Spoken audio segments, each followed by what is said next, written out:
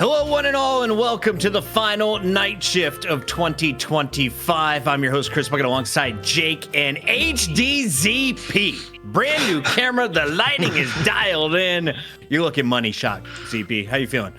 Feeling good. You know, this camera was your recommendation. It was time to upgrade. I was like, okay, I'll change the lighting a little bit, go from there. But we're not the only things that have been changing here, Puckett, where we not only got a patch in between the weekend and now, we got another patch like 15 minutes ago. So things are changing here in the Deadlock space. Yeah, we got some major patch updates. And while we jump into these, I want to give a big shout out to Sergeant Sadsack. 15 shows in a row, Jake. He's a regular around here at the night shift. The Sadsack, always a member that we're proud to see standing up in the chat. Let's dive into with these item changes because there's going to be a lot slower players, I assume, this week. How's this all breaking down? Well, I mean, I guess my first thought is, you know, there's a ton of these changes that theoretically, okay, reduce your raw move speed, but overall, I think it's like relatively small, and I think because they changed some of the resistances, they also have removed in the hotfix patch the gun slow on movement. And so for me, I'm like looking at these patches, I'm like, I don't know how much this is really going to change. It's a ton of small tweaks. Maybe in theory, you know, people are going to move slightly less fast at a base level, especially characters that scale their movement or sprint speed off of Spirit, like Wraith and Seven. But at the same time, maybe some of the slows are going to be a little bit less impactful. I think while these are a huge number of number tweaks, they're not really going to be a big game changer. One thing that I think will be a big game changer is now that the green investment is going to give a flat HP bonus instead of a % HP bonus. So characters who are super squishy might actually get more value out of investing into green items. And characters who are super tanky are not going to be quite as broken in terms of the investment they put in to getting, you know, that 3, 4, 5,000 health stack on some of your heavier tanks. So, you know, I think this kind of brings some of the characters a little bit more in line with one another, things getting a little bit less crazy. Some item tweaks here and there, but I don't think anything that is going to really change the game too drastically. I think this is kind of like an interesting tweak patch, and I don't think it's really obvious from an item perspective, like what heroes are going to be buffed or nerfed. What is the ZP take on the changes? What do we like? What stands out to you so far? I mean, overall, I think one of the bigger hits here is that, I mean, we'll get to it on the next slide, but Spirit definitely got toned down across the board. But one of the key Spirit items that a lot of people built for burst damage was Tank Buster. And it basically went from one of the core items on a bunch of heroes to now something that is a little bit more conditional. It's effectively the opening rounds of Spirit now, where it's really effective against people that are full HP and progressively less effective and definitely nowhere near as good for actually finishing people off. So, yeah, I mean, these are just the item changes. You know, we got other changes that came in on the patch too, and you know, it's a lot to take in, but honestly, I'm excited to see how it's going to be changing the gameplay. Now, what I will say here, a lot of the hero changes are a little bit on the minor side. Like Billy is still probably very good. I think Wraith is still pretty decent. Mirage is the one I look at here. I'm just like, I wonder, okay, did Mirage actually just get hit in the kneecap? So Mirage nerfs seem a little bit more severe when you look at you know, both Jin's Mark and the bullet scaling.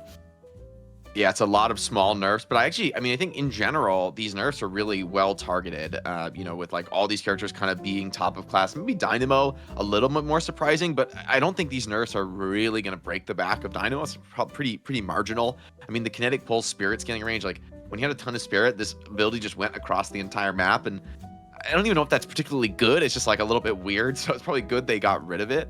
Or at least, you know, halved that scaling potential. But I think, you know, when you're going to pick Dynamo, they're still going to be good. Vindicta is like a super tiny tweak, you know, reduces some of the power, especially of the rushing max snipe build, but it's absolutely still viable.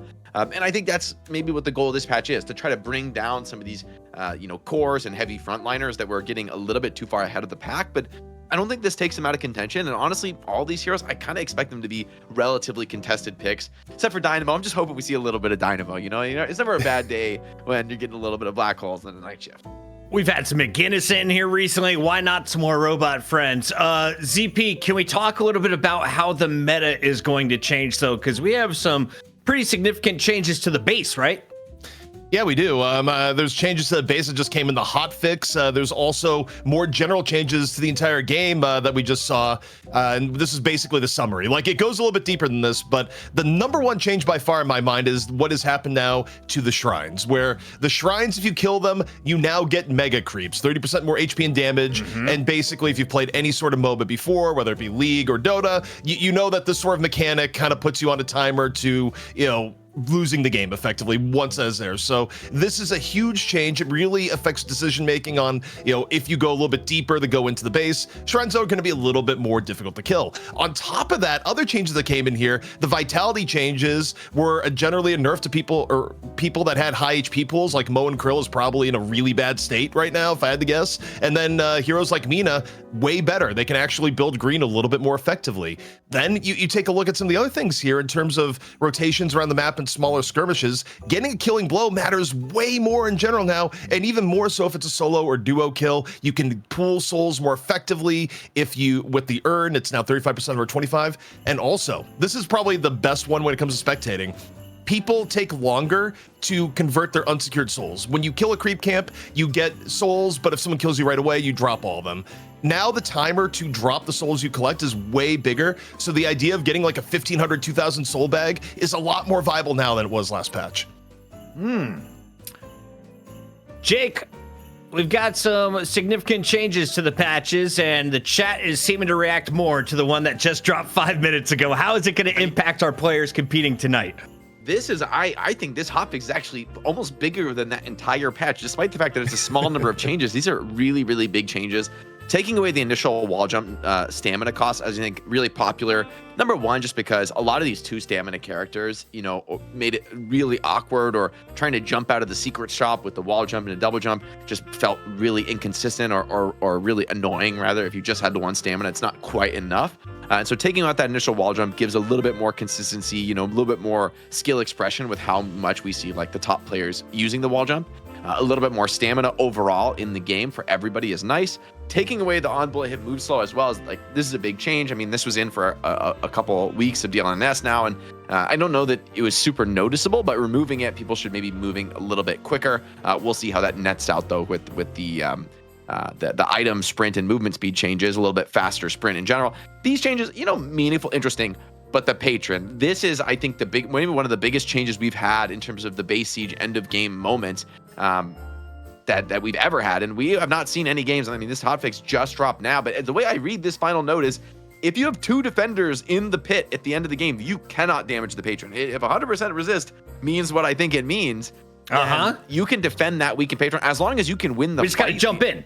Exactly. You got to get in there for a couple seconds to enable that reduction. So basically, trying to just burst down the patron with your rejuves isn't going to work anymore. You need to win a team fight in the enemy base as long as they can keep a couple players in the pit. So I think that's going to really change the game in terms of people's willingness to try to end or trying to fight, how they approach the later stages of the game. We've seen some insane rejuve contests, mostly because people feel, look, if the enemy gets 3 rejuves right now with our patron dropped, it's over. I have to go for a psycho 1v6 patron contest, or rather a rejuve contest. And usually they just die. Usually the game ends. It just doesn't seem to work.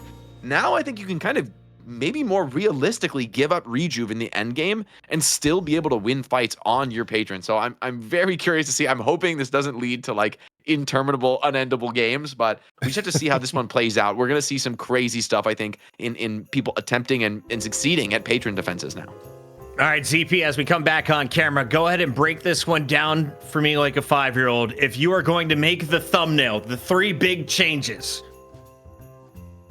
3 big changes. Now prolong the game, much longer games, and slower players. Is that accurate, or how would you list the 3? I mean, that is mostly accurate. I will say the bigger part to me when I look at the overall meta, I would look at more from the realm of spirit nerfs coming in.